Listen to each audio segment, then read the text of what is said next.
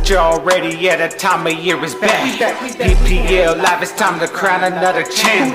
2023 to 24, it's going down. Lots of competition, only one can wear the crown. Hope that you're already, yeah, the time of year is back. PPL live, it's time to crown another champ. 2023 to 24, it's going down. Lots of competition, only one can wear the crown. Squad underestimated, finally won his first shit. They put the work and made some trades, yeah, that was good shit. But don't get comfortable, the league is filled with champions. Don't sleep on your opponent, better stay away from ambience. We back again, another year of PPL. Back to talk smack again, we treat it like the NFL. Time to stack your rosters up and build your best to never fail.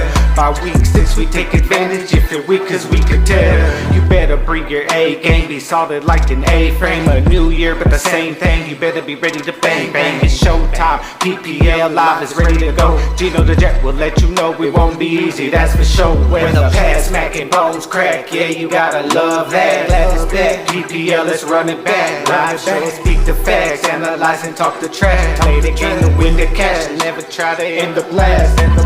Hope that you're already, yeah, that time of year is back. PPL live, it's time to crown another champ. 2023 to 24, it's going down. Lots of competition, only one can wear the crown. Hope that you're already, yeah, that time of year is back. PPL live, it's time to crown another champ. 2023 to 24, it's going down.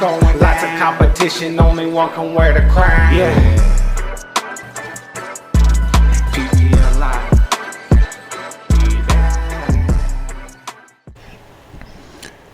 PPL Live, Week 5. We are live for Week 5 here, ready to go, ready to set everybody up for the next chapter in the 2023 season. Gino the Gent here. Ulysses, tell the people and the masses what's up. What's up, PPL? Yes, sir. We're ready to go, ready to get it going. But before we go into Week 5, you know we got to jump back to Week 4. Starting with the Argonauts getting the win 4-0, going at Trey Fitty 126-70. The United play as the Destroyers, do as they're told, score the upset 135 to squad underestimated's 133. Only for the boss gets it done in the prestige matchup of the week. Get the win over the Baby Gas team 118-71. The Gaff leaves no doubt. Huge win to get Pi, appease the gods, and up their Omega Conference record 161-147. And Patty's Twins get the close win, finding ways to get by without JT and Eckler 106-100. Alrighty, man, Ulysses, you saw it. Week 4 was jam-packed with action, exciting plays, surprises, upsets, man. What did you think of this week? I mean, Gino, this is what the PPL's about. Right. I mean, close matchups, heartbreaks, nail biters, leaving no doubt. Right. I'm all with it. PPL 2023 is in full effect. No, definitely, man. Definitely. It was a great week. It was exciting action. A couple of matchups coming down to the very end of Week 4. But you know what it is. You know what time it is. It's time to move on. And we got to get into the good, the bad, and the ugly. You know what it is. Week 4 is good, bad, and ugly, man. It was a lot to see. It was a lot to analyze. You know I'm ready to hear your good, bad, and ugly of Week 4, brother. Let's go. I mean, it's good to be the gaff. I mean, we saw the connection really develop. AJ came online last week. Well, solidified why he's the number one. Yeah. It looked good, and really when that tandem starts to get going, I mean, he still got Devonta. Yeah. He still got Swift. Yeah. And this offense is looking real scary. And I mean, again, you just saw the rest. I mean, the guys got what he needed. I mean, I'll say Jahmyr Gibbs, I expected him to be a little bit more active in that game. But hey, he's getting it places. Tampa Bay D, Butker, Dallas coach. I mean, hey, he showed his true scoring potency here. Having these guys, and again, Gaff's just shown he's a player in Omega. Definitely. That still has some leadership questions to be decided. Very, very interesting. No, man, I agree 100%. The Gaff looked great this week. He was my ugly last week, so I'm going to acknowledge that, he went from Frog to Prince in a very, very short time. Yeah. And, and it was a huge 161 because he needed that 161. ATG gave him all he could handle with that 147. Great week for the Gaff, man. Let me get your bat. Yeah, bad as the Skulls, man. Josh Allen and your coach are combining for more than 60 points. Right. You're hitting 100. I mean, when I was looking this over, I was like, how did the Skulls lose this? Yeah. I mean, I had this as my lock of the week. Yeah. Yeah. And as I was like, man, maybe the Twins ain't trying to go that way. No, the Skulls were in full agreement. Look down the roster here. No other player on the squad scored a TD. That's just bad play. Right.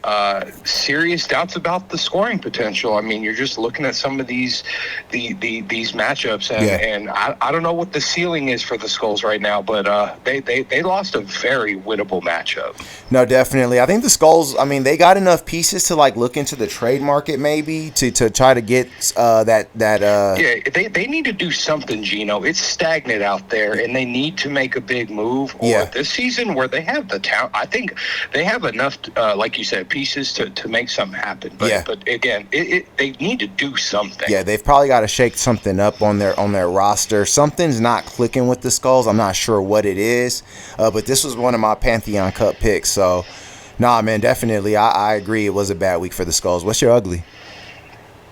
My ugly, I need about Trey Fitty, man. We've left him alone for a few weeks, but I mean, now you're at 0-4. Yeah. This wasn't even a competitive showing. And to have Jordan Love at home on Thursday night, I mean, anybody watching the game, you had Al Michaels talking about, these cats haven't had a game like this since, the 1980s at home. Wow. That's something to be said. Yeah. And again, it's just this guy cannot get anything going. Yeah. He's betting on the Cincinnati head coach. Why? There were better options. Right. I mean, Baltimore D was basically the only bright spot. And really, he's just suffering, honestly, misfortune here. I mean, the Aaron Rodgers injury and just having Darren Ritter starting in Atlanta, I mean, that's just really killing this guy as far as his production. That was the decisions they made in the offseason, man. Well, no, I mean, hey, Gino, you calls it the right way. I mean, nobody. This is the chance that they took. Again, it's just now it's ugly. Yeah, you've got to really make something happen here. I mean, they're much in the same boat. I'm going to say Skulls are right on there. This team needs to do something. They need to shake something up to definitely. I agree with that for sure. Viable. Yeah. Really. I mean, in your own 4, just do anything different than what you're currently doing. No, That's where man. I'm at, Gino. No, for sure. This season has been ugly so far for Trey Fitty. They came in last year. Were one of the surprises of the 2022 season. The 2023 season, they're looking like the team that we expect them to be in 2022. So they're going in the wrong direction right now. They're definitely going to need to shake this roster up. I like the CJ Stroud pickup, so I am going to give them some grace there. But I agree with you, man. They've got to do something to salvage this season because 0-4 is a bad look for them. Moving on, though, my good for week 4, I'm going to go with the United play as the Destroyers, man. Let's talk about it. This team has actually got... This team's got potential this season, just like they seem to have every season. They're your whipping boy. They're the team you love to kind of jump on every week, and I get it. But at the same time, the United players have been one of the more consistent franchises in the PPL. They've been to a few Pantheon Cups. This isn't a team that just sucks. This is a team that has a history of winning, even if it's winning unconventionally. Excuse me. I'm looking at Tua Tagovailoa. Even in the loss, he still was able to put up a few good numbers. Derrick Henry, the running game came back. DeAndre Swift. Now that he's healthy, this is a guy that the United players drafted when he was on Detroit, stayed loyal to this kid, And now he's reaping the rewards that he's going into the right situation. I like what the United players actually have to offer. I thought that the Mike Williams injury was going to kind of sink this team. Newsflash, it kind of hasn't. They still look like they have potential to get by. This Nico Collins, CJ Stroud connection could actually be something of potential. They still got King Henry. Watch out for the United players. They're still a team to be reckoned with in the PPL, a team that is also got the stake to claim to be the defending Omega champ. So they haven't been that far removed from success. My bad, man, has got to be the Baby Gas team. Look, we give you the opportunity. You in the prestige matchup of the week. Only for the boss comes down to earth. They only score 118. The BGT has got to 127 the last couple of weeks. And all they could end up mustering was 71 points. And it kind of comes to me, what I'm looking at with the BGT is complacency, man. Look, you've seen Joe. You know that calf's not right. I know you know that calf's not right. Do something else. Don't settle for 2.7 from this guy just because of name value. Figure it out. That Steelers defense. Yeah, I know they had that huge week against the Cleveland Browns. That's in division. The Houston Texans and CJ Stroud are becoming a story in the league now. You got to be able to. We talked about them coming back to earth. Yeah, man, you got to be able to see that, adapt to that, and then figure it out. So the BGT just taking that L the way they took it was not good business. Amari Cooper, once you realize Deshaun's not playing, man, you got to go with a contingency plan of some kind. They had no counter punch, and only for the boss took advantage of that in a week that they weren't at their best and got their win. And my ugly, man, and you know what? I hate to go here because this is a team that is of high pedigree right now, a team that has a great lineup, and a team that, I mean, we expected big things from. But I got to go at them, and this is squad underestimated here.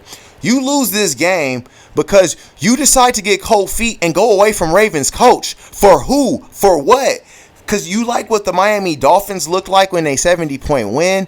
This is completely on squad. This is why they post in comments talking about how embarrassed they are, and they should be embarrassed. You switching coaches for no reason. All you need to do is chill and stay the course. He did the same thing week 1, and he got away with it when he went with Marquez Valdez-Scantling at one of his receiver positions. It's impatient, and it's ridiculous. Squad needs to calm down, or they're going to ruin any chance of defending the Pantheon Cup title. I'm saying it right here, right now. The season can get ugly real quick if they continue in the way they're going because they get too reactionary. They need to calm down. They have a competent lineup. They got a team that can make plays. All they got to do is actually sit back and let the fireworks fly. What you think, man?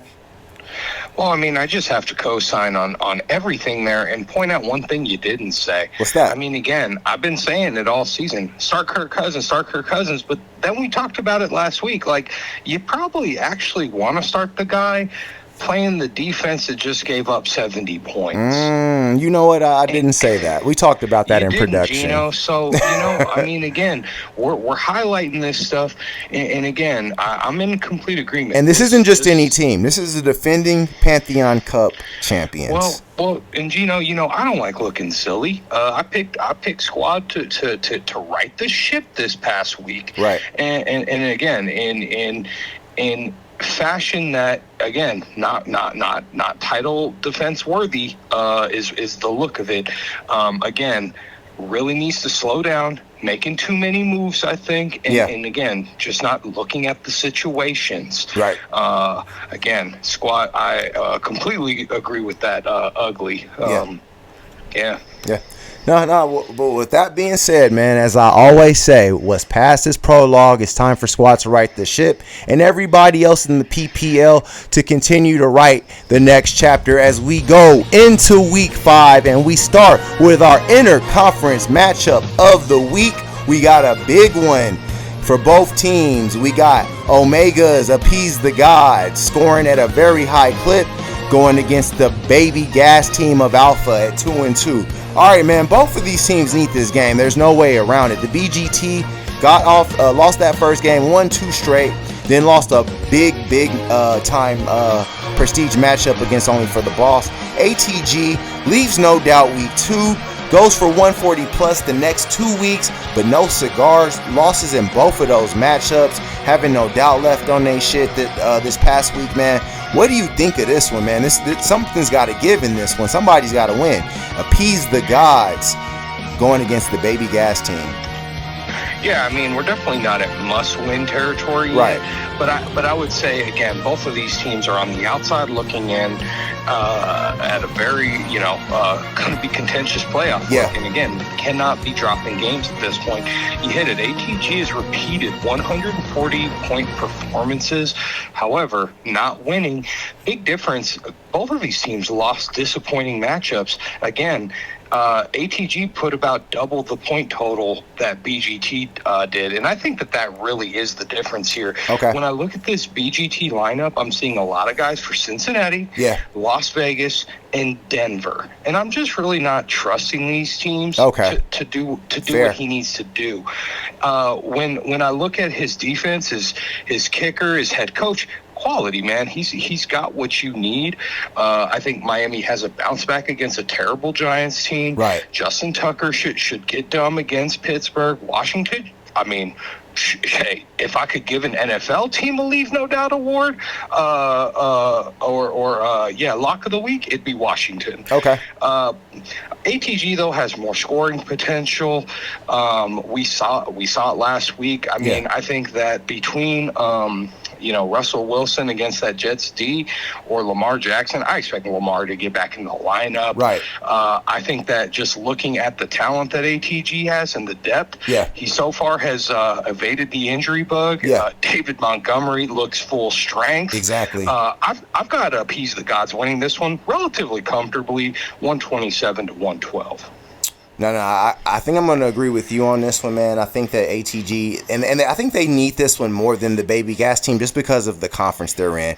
I know that Alpha's a dogfight and BGT could benefit from this win big time, but I think that the BGT can make noise in Alpha. I think because of Appease the Gods' record at being at 1-3, and they've lost 3 Omega Conference games already, they just need whatever win they can get.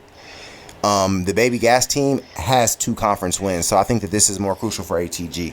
When I look at this matchup, you got to go back to Lamar at this point. Lamar's playing a Pittsburgh defense that's given up. I think they're like at the low. I think the bottom 5 in the league against the run. I think Lamar can get a lot done with his legs in this matchup. We talked about the Russell Wilson, Lamar Jackson thing. I think that ATG can actually bolster their roster and maybe look to get Russell or even Lamar off to really get this team to another level. I'm looking at, because this team's scoring at such a high clip, and I think either one of these guys at quarterback would be fine. And this is kind of counter to what I was saying last week about keeping Lamar, but Russell Wilson, because of being in Sean Payton's offense and the propensity to throw, and the fact that I feel like Russell Wilson has been actually one of the few bright spots for the Denver Broncos, I can see where ATG could go there for long term. Looking at the BGT, though, they might be the team that wants to trade for Russell Wilson right now because Joe Burrow just is not getting it done, man. I know that he's playing hurt. I know that he's trying to gut it out, but I think he might be doing more harm than good at this point when you're actually watching these games. Josh Jacobs gets a matchup against the Green Bay Packers on Monday Night Football. He could possibly rescue this matchup for the Baby Gas team. But if I'm the Baby Gas team, I'm looking at a few problems here. Your receivers are not in the lineup. The bye weeks are starting to strike, and I think it's striking the BGT. I got ATG getting this matchup 114 to the Baby Gas team's 104. And moving on to our next matchup, we go into a big one in the Alpha Conference. A huge one for the defending champs, as I Need About Trey Fitty takes on Squad Underestimated. All right, man, so we got a street fight at the bottom of the Alpha Conference. Trey Fitty taking on Squad Underestimated. Obviously, Trey Fitty should have got a love letter from Squad Underestimated after that Pantheon Cup victory. This was the team that had that big trade last season. Trey Fitty, obviously at 0-4, needs a win. Squad Underestimated, if they want any chance of winning the Alpha Conference title this year, they've got to win this game. What do you think of this one, man? Squad, Trey Fiddy. Yeah, I mean, I said it earlier. I don't think we're in the moment of must-wins, but if there were to be a must-win for me, I would say this is the one for Squad. Okay. And I say it because of the Alpha Conference. I mean, the way that BGT and the Argos are squaring up. Yeah. And the boss. They're looking to have, well, I mean, and the boss. So exactly. It's going to get problematic real quick here. But, and this is my big but, Trey, was my ugly last week, and this is why. I mean, they're just what the doctor ordered. They haven't really been able to put much scoring together at all this season. Right. In order to win, this is what has to happen. Etienne and Cook have to match Kamara and McCaffrey. I don't think it happens. Right. I just don't think it happens. Yeah. Jordan Love, man, I mean, after a really good start to the season, the last 2 games at Lambeau, something ain't looking right. Yeah. And again, I don't know if it's just chemistry, if it's just shaking through some stuff, but it's his first stretch of adversity, and I haven't liked how he's responded. Yeah. Squad really has no business losing this game. You said that last week, man. I said it last week. They made me look silly last week. But this week, I think it does go the other way. And I'm going to – it's my rare lock of the week / leave no doubt performance. I think Squad goes 144 to Trey Fiddy's 101. I think they shit. Nah, man, I'm with you. I'm messing around. I got Squad underestimated in this one as well. Tyreek Hill against the New York Giants. I mean, really. When Puka Nacua, he's going to start getting single coverage if they get Cooper Kupp back. So, and he's found himself to be competent. But understand that once Cooper Kupp comes back into that lineup, Puka Nacua is just going to turn into a number 2 receiver. I mean, it is what it is. But he's going to still be very productive. I like Sam Laporta, man. Let's talk about this. He's a number 2 tight end in the PPL. He's done a lot. He's been scoring big-time points, and he's the apple of Jared Goff's eyes. He gets targeted. He gets red zone opportunities. A huge pickup by Squad underestimated, and I think that he's part of the reason that Squad really, despite the slow start, still has reason for hope. I'm looking at that San Francisco defense against Dallas. Dak's known to give it up. San Francisco's had his number. Brandon Aubrey of the Cowboys kicker. He might be a sound pick, but I mean that's going against your D. Let's talk about Kirk against Kansas City. I like Kirk against Kansas City. I like Kirk a lot at home against Kansas City. Kirk's a great home quarterback in that dome in Minnesota. I think he's going to have big time numbers against that defense. And Christian McCaffrey, and Alvin Kamara might be the sore spots this week. And that may actually open it up for Trey Fiddy because Kamara goes against New England, McCaffrey goes against Dallas. Those 2 teams are very stout against the run and are very aggressive on defense. Especially New England after last week. I expect them to want to get back on track, having to deal with Derek Carr as opposed to that Dallas defense and Dak Prescott. But in the end, I don't think James Cook is going to be able to do enough. I don't think Travis Etienne is going to be able to, get it done. So in the end, I got Squad underestimated. Getting this win, man. 131 to Trey Fiddy's 115. And moving on to our next matchup, we got a big one in the Omega Conference. 2 teams looking to stake claim to another Omega Conference title. We got Patty's Twins going up against the United Players, the Destroyers. Man, I was about to say the United States, the Destroyers, man. Anyway, Patty's Twins, the UP, Matt Stafford, Tua Tagovailoa, Damian Pierce, Derrick Henry. Does JT get back into the lineup this week? Very interesting week for the Twins, man. But like I said, I like the United Players' potential. What do you think of this one, man? Patty's Twins, UP.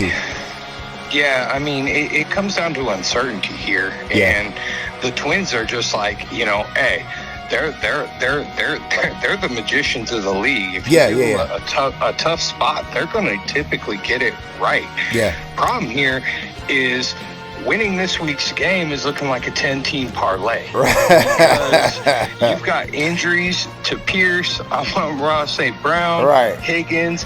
You've got Taylor ? Eckler's ? Keenan's definitely not playing. He's on a bye. Eckler's out and on a bye, so I feel you. So man, this is just, I mean, she's facing a tough matchup and is not going to be full strength. Right. When you look at that, on the other side, Tua, you've got Derrick Henry and you've got fucking DeAndre Swift, who are all in favorable matchups. Giants, Indy, Rams. I think that those guys all have high scoring potential. Yeah. And both have favorable, I think, kicker, and head coach assignments right now. I just think that ultimately this just does come down to, maybe this is the week that the Twins lick some wounds. Okay. I've got them losing a relatively close matchup, 114 to the UP's 122. All right, man. I always feel like the Twins can find a way. But now that the United players are starting to flex a little muscle and show some potential here, it's kind of hard not to kind of go in a direction, man. I'm looking at, I think that they need to get Isaiah Pacheco back into that lineup, put Nico Collins at that wide receiver too, and just rock and roll, man. This team has got a lot of potential this year. A team that I think at the beginning of the season we didn't see it, but the more I look at this team, it's nothing but options. I'm looking at their bench. Isaiah Pacheco on that bench, Anthony Richardson on that bench. Those are two people that could be starters on a lot of teams in the PPL right now. I'm looking at DeAndre Hopkins. He could be a starter in the PPL right now. Ask the baby gas team if they wouldn't mind having DeAndre Hopkins this week. On the Twins side, I think it's just bad timing. The Chargers bye is always a hard time for the Twins yearly because Eckler and Keenan Allen have been mainstays. T. Higgins got that rib injury. He's got a great matchup, but you can't trust the Bengals right now, putting the Twins in a particularly tight spot. I like the Cortland Sutton play, but I think he might draw Sauce Gardner, man. Matthew Stafford's got that Philly defense. Now, it is coming to Los Angeles, but it's still the Philly defense. It's going to be a tough week, tough sledding. I like Dameon Pierce's matchup against Atlanta. And if Jonathan Taylor goes, you get Jonathan Taylor back. Amon-Ra St. Brown is going to be able to do his thing. But at the end of the day, man, I think the United players got a little too much. I think that they showed what they're capable of last week. And I got them getting this win. I got the United players getting by Patty's Twins behind a strong effort from Tua Tagovailoa. And I think Nico Collins starts to really show that he's going to be a guy to be reckoned with in the PPL. The UP get this win, 129 to Patty's Twins, 117. And moving on to our next matchup, we go into a big one in the Omega Conference, 1-3 against 3-1. The Gaff Attack back at the top of Omega, trying to keep themselves afloat, going against the Skulls, my preseason pick to win the conference. All right, man, this is a big one, a good one here. We got two teams that need this win. The Gaff get this win, they can really start to cruise in Omega. The Skulls need this win like a man in hell needs ice water. What do you think of this one, man? We got the Skulls, the Desperate Skulls, taking on the Gaff Attack, trying to gap out like his logo, CD Lamb. Yeah, man. I mean, you've got my good versus my bad this week, right. and I've got it going that way. Okay. I have doubts about the Skulls scoring, and when I really look at it, I see a few guys that are victims of circumstance. Okay. Ramondre Stevens, ain't nobody respecting Mac Jones. That's affecting his ability to really get into his game. Truth. You look at Aaron Jones, I mean, he got out of that game. I think he had 7 or 8 carries, and I mean, it made that game so one-dimensional with how fast it got away. You look at Jamar Chase, you mentioned it. I wouldn't be starting no Cincinnati Bengals right now. Right. Olave, man, again, quarterback play out there. So these cats are all being victims of circumstance right now. He's got scoring potential, but I haven't seen it, and I certainly haven't seen it in unison. Other side, Jalen to AJ woke up. Again, how do you defend it? I don't think you can. Yeah. And again, I don't think they stop feeding that as long as it continues to work. You know, I think that the GAF overall has matchups. I mean, he got rid of, didn't even hesitate with that Dallas coach. Went out and got Detroit against Carolina, which, I mean, again, isn't maybe the safest pick, but I think how Detroit's been playing, I think it was not a bad call. Buffalo looked solid, but ultimately, man, I got the GAF going 119 to 108. Skulls can get there, but I got to see it first. Okay. Nah, man, I want to go the other way. I do. I feel like this is the week the Skulls would surprise us when they need to, because they've always been able to seem to win when they needed to win in the regular season. That's how they've been able to get in the playoffs over the last couple of years. But at the end of the day, man, the GAF Attack's starting to look like the best team in the Omega Conference, and there's really no doubt in that. They beat ATG, who put up 147. They beat Patty's Twins in a huge matchup. So they've gotten over a lot of humps in the Omega Conference. This is actually the last big one, and the Skulls have the potential to do it as long as Josh Allen's out there, and I think that he can go nuts against that Jacksonville defense. But at the end of the day, it's too much riding on this with the GAF. I'm loving T.J. Hawkinson. I like the Vikings players against the Kansas City Chiefs this week. I think that they can really have success against that defense, and they're at home. And I like this wild card that they're putting in the flex with Romeo Doubs. I loved the pickup when I saw it on the waiver report. I thought that it was a sound decision by the GAF, and obviously with Kenneth Walker not being available, it's a great flex play. So you go with this guy. He's a nice little wild card play on Monday night against the Raiders, who are a team that he could definitely get dumb against. But I am concerned with his running back position right now. Jahmyr Gibbs is not going to get those carries. David Montgomery is the better running back. Let's just call it what it is right now. Jahmyr Gibbs is a guy who's supposed to be a big play guy. I haven't quite seen that yet. Khalil Herbert, he had a good week against the Broncos, but everybody plays good against the Broncos. That Washington defense, I think they'll be ready to key on Khalil, and it might be a tougher week than last week was. Like I said, I love Hurts and CD. On the Skull side, man, I like Josh Allen. I like the Bills coach. I'm scared for Olave. Jamar Chase, I don't know what it's going to look like. There's so many question marks on the Skulls right now, even Aaron Jones' usage, that it's kind of hard to trust much more than Josh Allen on this team. That's why I think they need to diversify their lineup. At the end of the day, it might be too little too late for the Skulls to even salvage this season if they lose this game. But I think that they do. I got the GAF Attack getting this win. 126 to the Skulls, 114. And moving on to our prestige matchup of the week, we got a huge one in the Alpha Conference, a rivalry renewed. The top teams of the past 5 years of Alpha collide. We've got Only for the Boss taking on the Argonauts. All right, man, a huge one here. Only for the Boss coming to this matchup with Patrick Mahomes riding high and a 3-win game winning streak. The Argonauts are the only team that's hotter in the PPL at 4 games straight. But no number 1 QB in the PPL. Justin Herbert is out this week. Brock Purdy fills in against that terrible, destructive, doomsday Dallas defense. What do you think of this one, man? A huge prestige matchup of the week.